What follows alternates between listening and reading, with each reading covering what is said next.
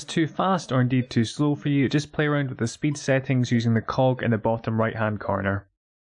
Jack here, JBF Music and Guitar Lessons. As you've probably guessed, this tutorial is about Phrygian Dominant, in this case E Phrygian Dominant. I started and ended each bar on the note of E to help highlight where the root of our scale actually is. So this lesson ties in with my Malmsteen's signature licks tutorial, which I'll link to up there when it's live. I used quite a few different scale shapes here just to show you how you can navigate through the fretboard in different ways. This is a new thing I'm trying out, this type of video, so if you did like it, let me know in those comments. If it's useful, leave a like, or indeed if you disliked it, hit dislike and leave a comment letting me know. And in fact, if you could check out my community tab and vote in this poll, that'll bring a picture up here hopefully, that would be really helpful for me. And so here I'm going to elaborate on the scale a bit more, talking about how to tackle memorising it, why it's good to know different shapes, its notes, where it comes from, which chords or backing the scale would typically be used over, what are the safe and less safe notes, and finally some practical applications for using the scale. I'll put timestamps in the comments in the video description so you can jump to any of the topics I'll be addressing. First off, it can be a bit daunting to try and remember this sort of thing in one go, so I'd suggest breaking it down into smaller sections and then look for patterns. Ideally learn some licks in these different patterns, like my how to break out of boxes tutorial card up there. The most effective way of doing this for me is to break it down into one octave, and that's what I've done in these bars here, because with guitar we can play the same note in several positions, unlike say a piano where it's much more linear, you know, it's kind of low to high and that's it. There's a larger variety of ways in which we can play the same note values. It's great in some ways and a huge pain in others. If, like myself, your memory takes a while to digest this sort of thing anyway. So what's going on here is we're essentially moving the scale from being played in this direction to going kind of this way. And hopefully that will make a bit more sense as we go on. So in bar 1,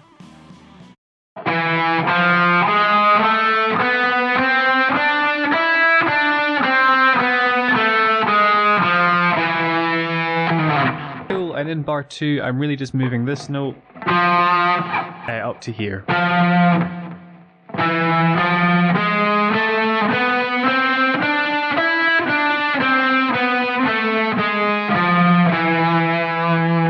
Bar 3 has this fingering. You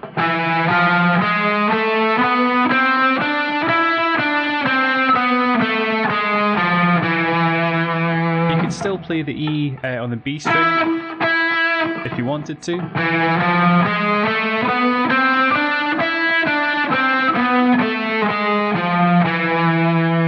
And bar 4.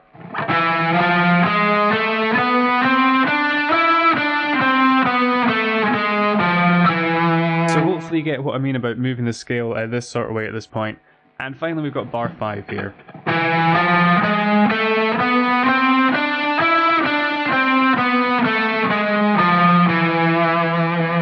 Personally, I prefer bars 4 and 5. They just click with me better in terms of being both easy to play and remember.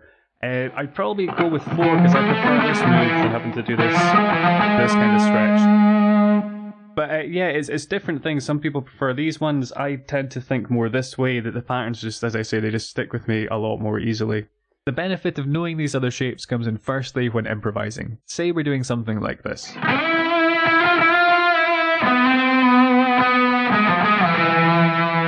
And we've ended up here. Now instead of panicking, we can just use a different fingering.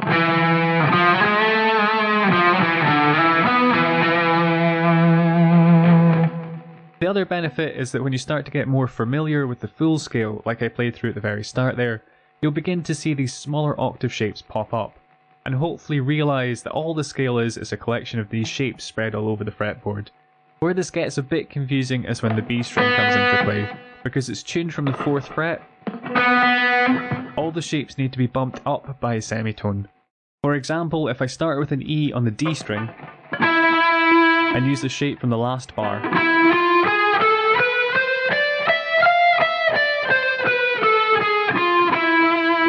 you'll notice I need to adjust the fingering to compensate for the B string. So if you're looking for further study, why not try doing what I've done here with those 5 bars, but make sure the shape goes through the B string. Okay, the notes are E, F, B sharp, A, B, C, D, E. From here on I'll be using that scale diagram there, and hopefully some of the shapes we just looked at will pop out at you a little bit more now. In terms of the intervals, we have root, flat second, major third, fourth, fifth, flat sixth, flat seventh, back to the root. Which, if I've done this right, should have magically appeared on that scale diagram. I find it really useful to think in intervals. If you're new to it, it's something I'd suggest spending a bit of time with. See how it sits with you. Check out my interval mapping lesson for more on that, the card up there.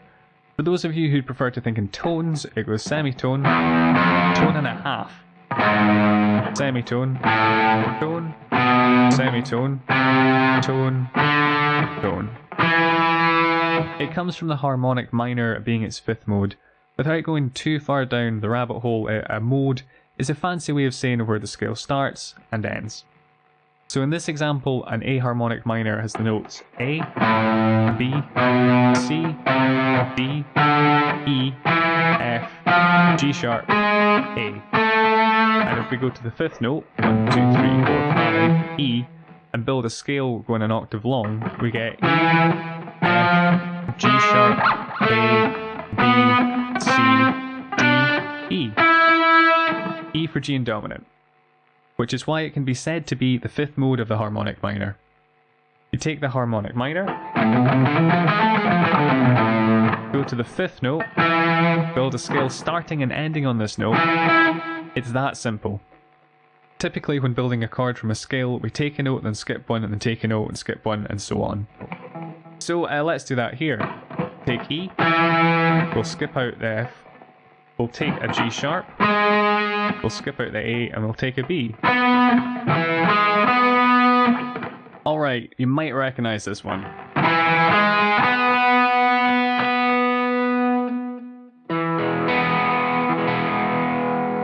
It's an E major chord.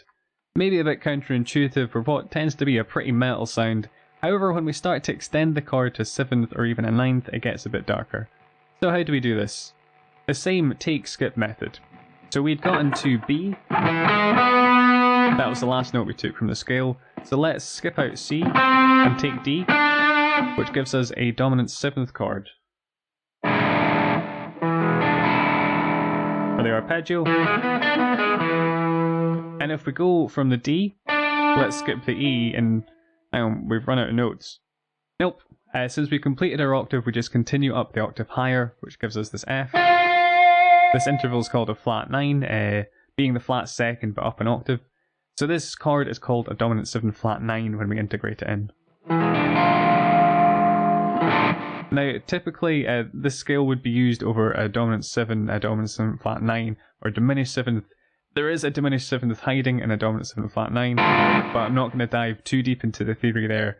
I mean, you can use it over a major triad, but unless it's implying a dominant 7th, it might sound a wee bit off. In metal, it would be used over a Phrygian riff.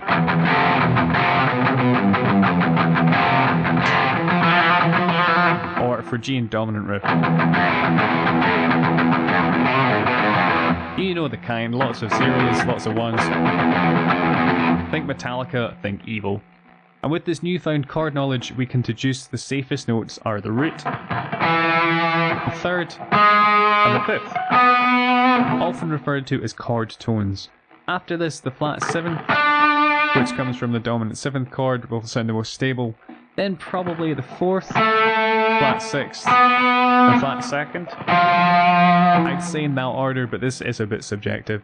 If we have the E in the background and we play these notes, we can get a feel for the tension or lack thereof.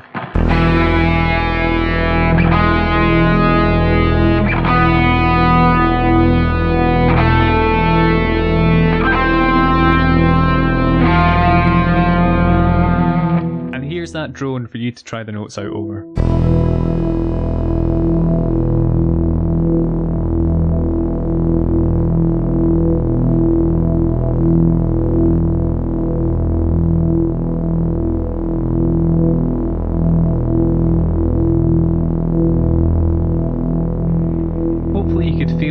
Fourth, flat 6th, and the flat 2nd felt less stable and wanted to move somewhere. Where do they want to move? Well, all of them probably want to go down by a semitone. The 4th down to the 3rd, the flat 6 to the 5th, and the flat 2nd down to the root. What's really cool about this, well, I think it's cool, which is probably more a judgment on me than anything else, is bending the root, the 3rd or the 5th, up by a semitone will create a really good bit of tension, which is resolved in the most simple of ways by releasing the bend. It's super easy, barely an inconvenience. Referencing things. This is tight. Yeah, it is. In particular, being able to add this sort of spice from a chord tone and then get safely back to said chord tone just really appeals to me. It's always just a semitone and unbending, which gives us a safe note. Brilliant.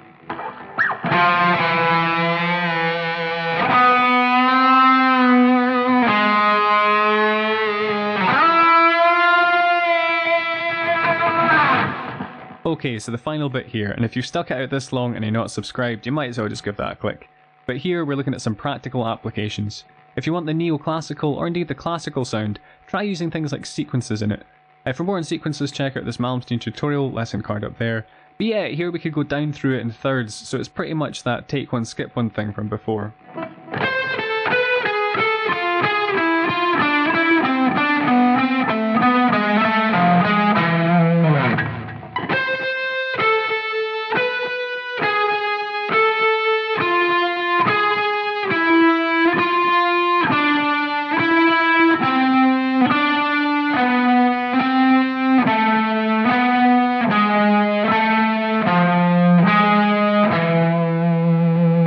Or taking a note grouping like this and going through the scale.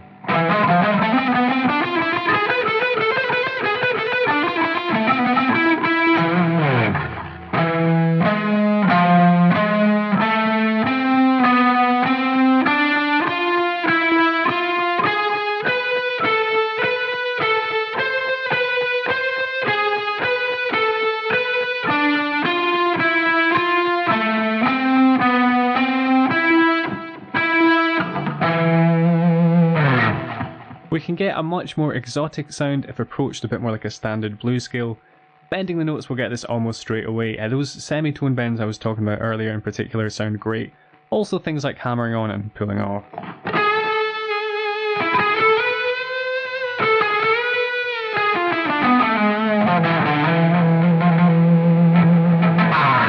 This shape, it's a semitone, then tone and a half. Also, if you add in quarter tone bends, you can get a cool microtonal sort of sound.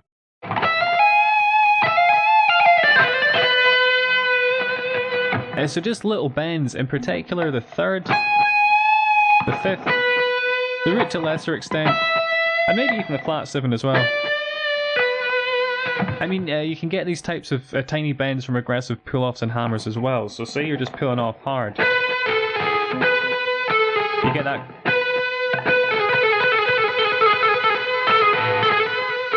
So a lot of time you can do them without having to put too much effort into them. So that was the Phrygian Dominant, and if you want some more exotic sounds, check out my What If Marty Friedman ex Megadeth replaced Kirk Hammett from Metallica for the solo of Enter Sandman video. It's up there. Or this George Lynch Pro Tips tutorial.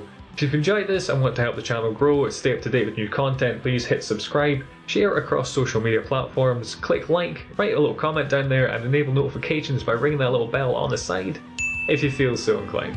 Cheers guys.